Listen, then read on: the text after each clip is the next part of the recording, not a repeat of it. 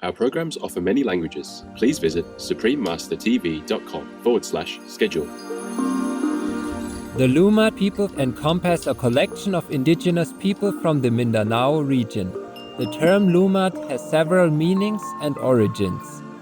It comes from native languages including the Cebuano language, where it is short for Katawang Lumad, which means indigenous people. The spiritual Lumad societies of Mindanao. Watch on to find out more.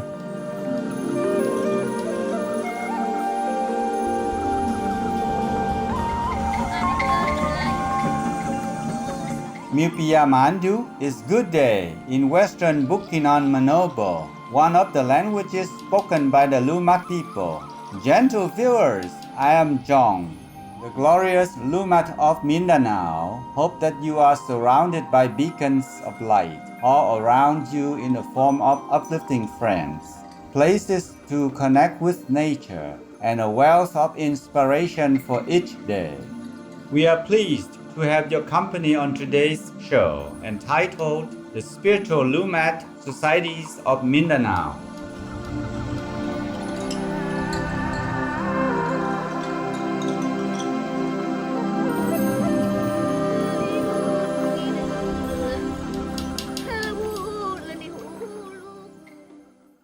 The Lumad people encompass a collection of indigenous people from the Mindanao region. This area is the second largest island in the Philippines and also includes smaller islands surrounding the main landmass. The term Lumad has several meanings and origins. It comes from native languages, including the Cebuano language, where it is short for Katawang Lumad, which means indigenous people. It also comes from the Visayan word meaning native or indigenous, and from the Visayan word meaning born of the earth.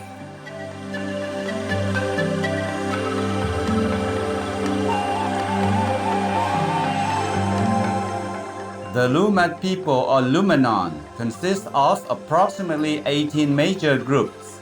On June 26, 1986, the founding assembly of the Lumad Mindanao People's Federation met at the Guadalupe Formation Center in Kidabawan.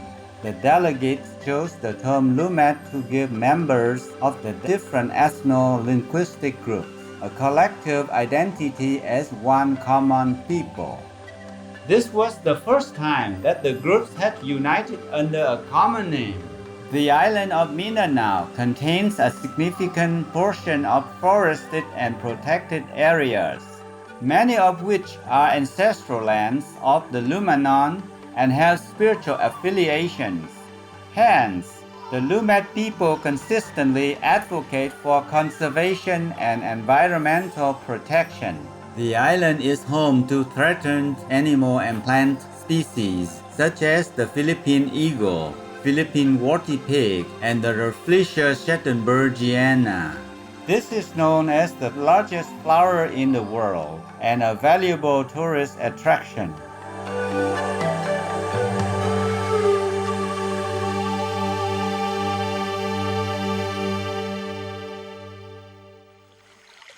The river systems in particular are quite important to the Lumanon. On Mindanao, there are wetlands, lakes, and rivers that have always been a source of life. In fact, many of the Lumad communities were once referred to as Mandaya or Sapanon, which means river people. They continue to provide an important method of travel that enables the different groups to interact and trade with each other. Lumad history is passed on through an oral tradition. Part of the historical records include a systematic overview of where the ancestors have lived in prior generations, all of which is based around the river systems. Lumanon have traditionally followed an animistic path of spirituality, and there is a widely held belief that certain deities affect people, and the communities. Many of the spirits are linked to beings in the natural world, including plants, lakes, areas of native land and animals.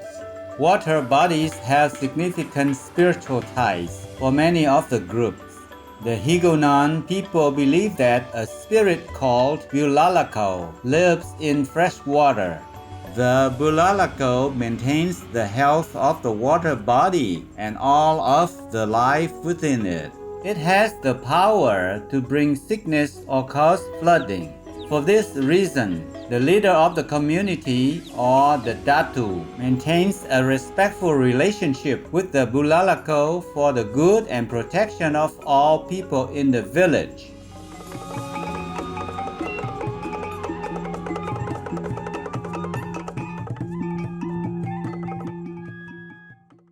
Among the Bagobo community, the Limokon or turtle dove is believed to be a messenger of the gods, while the Tiboli view it as the spirit of their ancestors communicating with them. There is a story that describes the Limokons as being very powerful beings who could speak like men.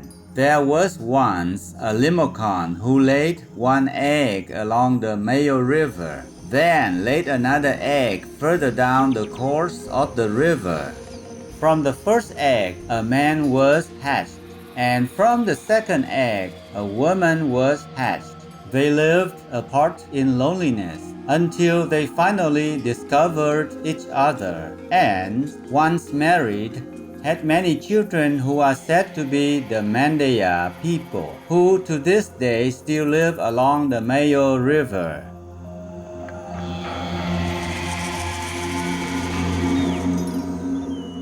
Signs from the spirit world are also sought for guidance around farming. Different groups have traditionally farmed rice, corn, and root vegetables. Different signs found in nature may signify that they will have good crops and harvest.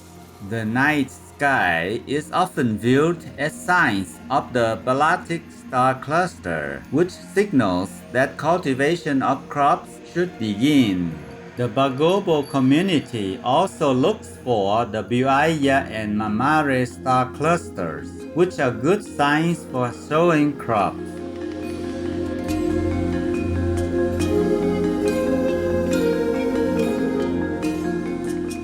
We are going to pause to rehydrate with a refreshing drink of water. Our show will continue in just a moment here on Supreme Master Television.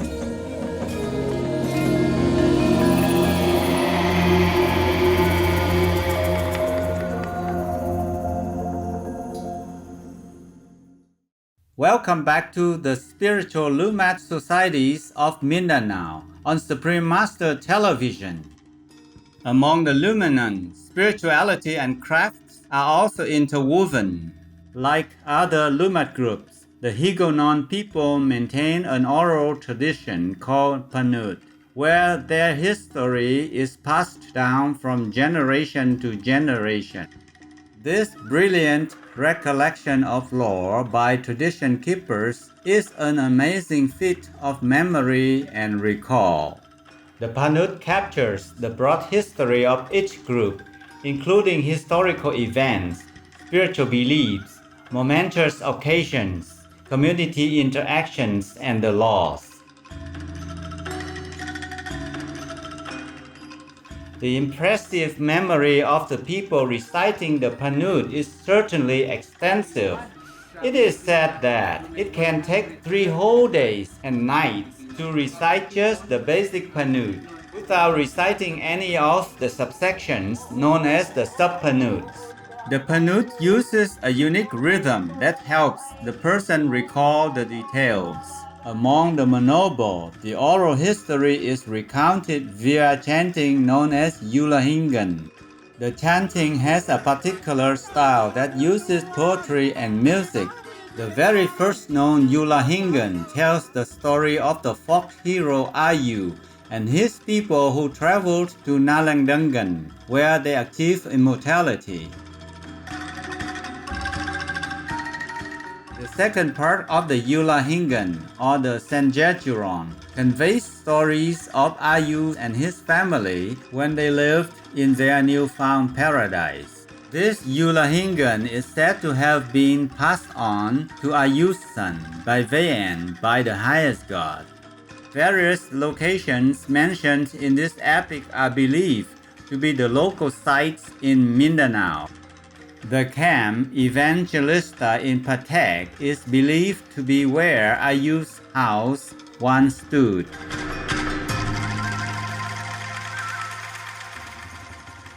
Certain Lumad communities such as Bagobo, Tiboli, Mendaya, Kulaman, and Bilan are known as master weavers.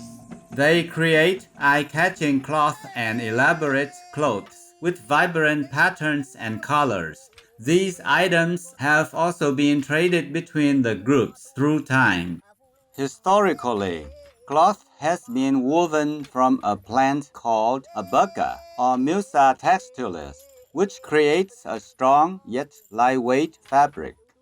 The traditional Tiboli cloth is called tinalak and is dyed using extracts of various leaves, bark, and fruits.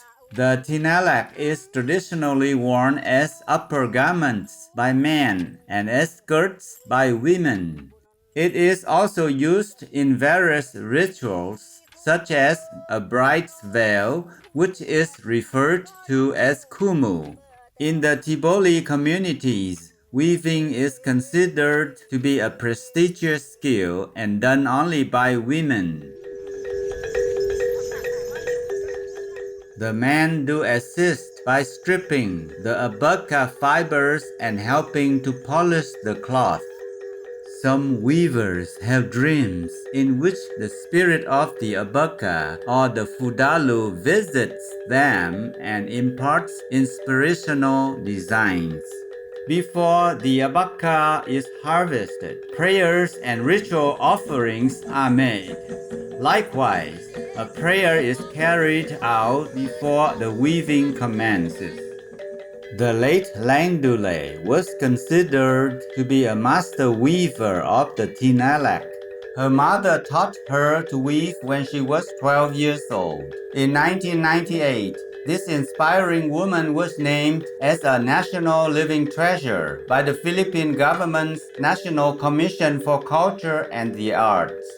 Fortunately, she shared her precious knowledge with the School of Living Traditions at Lake Cebu.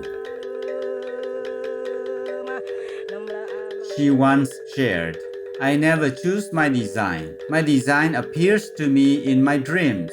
When I wake up in the morning, all I have to do is recall the design and that's the one I follow. I think I am gifted, a natural, that's why the pattern just appears."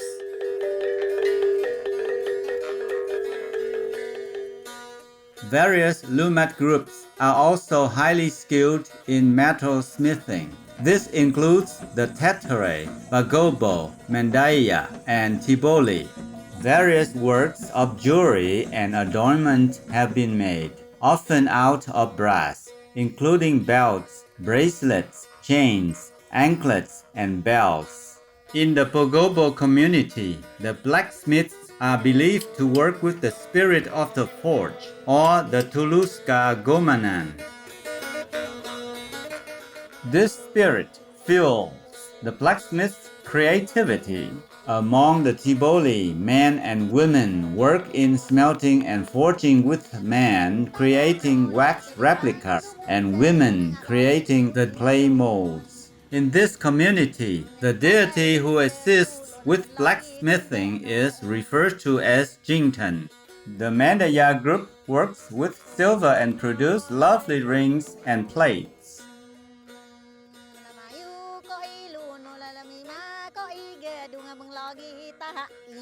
Each Lumad group is a testament to the diverse history, knowledge, customs, traditions, and beauty of the indigenous Philippine peoples.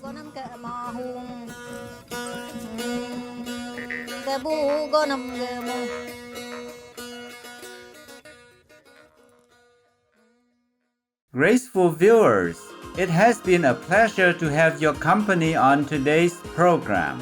May we all look at nature with awe, appreciation, and inspiration as we are nourished by her divine beauty. Our programs offer many languages. Please visit suprememastertv.com/schedule and suprememastertv.com/CTAW. Nos programmes offrent plusieurs langues. Veuillez visiter suprememastertv.com/schedule et suprememastertv.com/CTAW. Nuestros programas ofrecen varios idiomas. Visiten suprememastertv.com/schedule y suprememastertv.com/CTAW. Műsoraink sok nyelvet tartalmaznak. Kérjük, tekintse meg itt suprememastertv.com/schedule és suprememastertv.com/CTAW.